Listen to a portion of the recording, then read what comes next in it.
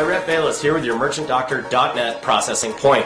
Welcome to the second part in our series, all about how to better understand your merchant services billing statement. Now, in the first part of our series, we took a look at effective rate and why that is such an important number and why it is so important to make sure that you calculate that number on a month-to-month basis to manage the cost of your credit card processing.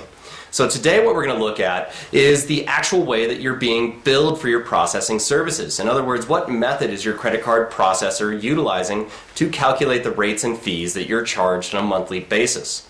Now, this is very important to understand because if you understand how you're being billed, you can actually better manage the cost of your credit card processing and increase your profits. Now, there are a number of ways in which you can be billed for your merchant services. However, today we're going to take a look at how to identify the three major ways, the three most utilized ways that credit card processors will charge for their services. That is going to be tiered pricing, Interchange Plus pricing, and of course the dreaded bill back method. Now, if you can identify how you're being billed, once again, you can better manage your cost. So let's get started. Okay, so you've opened up your merchant service statement and you've calculated your effective rate. Now it is time for you to identify how you're being billed for your merchant services. The first category we're going to show you how to identify is tiered pricing. Now, if you're on tiered pricing, you'll see the words qualified, mid-qualified, non-qualified, or some abbreviation thereof somewhere on your statement. If you see those words, then you're probably on a tiered pricing schedule.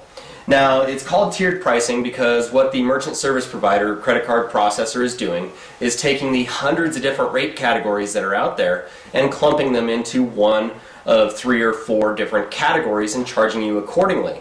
So to a business owner, it seems relatively easy to understand. Any transaction you do will fall into one of these categories and you're going to be charged that rate and fee. Now, the problem comes when you're trying to actually understand how much markup the credit card processor is making off of each transaction so that you can better manage the cost of your credit card processing. If you're on tiered pricing, there is no true way to find the bottom line cost so that you can calculate the markup. The reason for that is because there's no regulation on what card types fall into which categories. So what one credit card processor might consider a qualified transaction, another one might consider that a mid or even a non-qualified transaction. So if you're on tiered pricing, the only way to figure out your true markup is to call up your credit card processor and ask them to quote your account based on Interchange Plus pricing.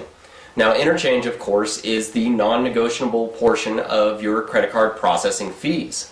The plus part is represented in basis points, and that will be your credit card processor's markup for your account. And then you can determine if you feel like you're getting a good deal on your processing or if you feel like that markup is too much. So next we're going to show you how to identify whether or not you're on Interchange Plus pricing. So how do you identify if you're on Interchange Plus pricing? Well, when you open up your bill might actually appear to be much more confusing at first glance because what you're going to be looking at are details from all the different interchange categories, the card types that your business saw in the previous month. So if you see a long list of different card types with abbreviations such as COM, STND, or CPS Retail, MC Business, EVD1, now, you don't need to understand exactly what all those different card types are. What you should understand about this portion of your bill is that it's actually detailing for you the exact interchange categories that your business saw in the previous month, and that this is going to be the non-negotiable part of your bill.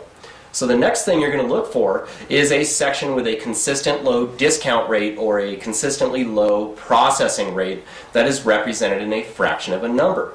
Now, this section is going to have a little list, a short list, of a number of items and the volume of the transactions from those items. And next to those is going to be one consistent low rate represented in a fraction of a number, like 0.25, 0.25, 0.25. Now, this section is actually what you're paying for your credit card processing. This is your credit card processor's markup for the services that they are providing you. Now, this is powerful information, because since interchange is a non-negotiable part of your bill, you now know exactly what your credit card processor is marking up, And if you don't feel like you're getting a fair deal, you can request other quotes in Interchange Plus format and compare them to what you're paying now and see exactly what your savings is going to be. This is why Interchange Plus pricing is so powerful, and this is why it's the most transparent way you can process your merchant services. So if you're on Interchange Plus pricing, congratulations. Next, we're going to take a look at the dreaded bill back method. Ah yes, saving the best for last, the dreaded bill back method. Now under the bill back method, basically what your credit card processor is doing is charging you one rate for all of your transactions, and then to cover the cost of interchange and any profit that they want to make, in the following month they bill you back or assess you for those transactions. Now that sounds really confusing, and it is actually designed that way because this way you never actually know what your true rate of credit card processing is, and you don't know what your credit card processor's true markup is. So how do you identify whether or not you're on the bill back method? Luckily that's pretty easy. When you open up your bill and take a look at it, you're going to see that all of your transactions are billed one low flat rate. Now a popular one is something like 1.7%. Now that sounds great. But then a little further down in your bill, you're going to see a section of assessments or charges that are going to be coded with a BB. These are going to be the assessments and fees that they are billing you back for the previous month's charges. Now, the reason that's so confusing is because they don't disclose the actual rate of your bill back. So you don't know what you're paying for your credit card processing. So once again, if you're on the bill back method, you need to call up your credit card processor and ask them to switch you over to Interchange Plus pricing. And if they refuse, it's time to change credit card processors because it is not uncommon for merchants that are on the bill back method to be paying north of 4% as their effective rate for credit card processing. And that's just way too high. So to summarize the bill back method, you'll see one low flat rate section for all of your transactions, and then you're going to look for a section of fees that is coded with a BB. Now if you see those two things, you're on the bill back method and it's time to get off. So now you know how to calculate your effective rate and identify what method your credit card processor is using to bill you for their services, and why those two things are so important to managing the cost of your credit card processing. So in part 3 of our series, we're going to take a look at some of the fixed monthly and annual fees that you may see on your bill and identify which ones can be negotiated down or off so that you can have a true comprehension of not only how to read your statement, but to understand whether or not you're getting a good deal on your merchant services or if it's time to move on. So this has been Rhett Bayless with your merchantdoctor.net processing point. I look forward to seeing you next time. In the meantime, jump on over to Facebook, Google+, LinkedIn, or Twitter and join the Merchant Doctor so that you can stay informed and be a part of the Merchant Doctor revolution.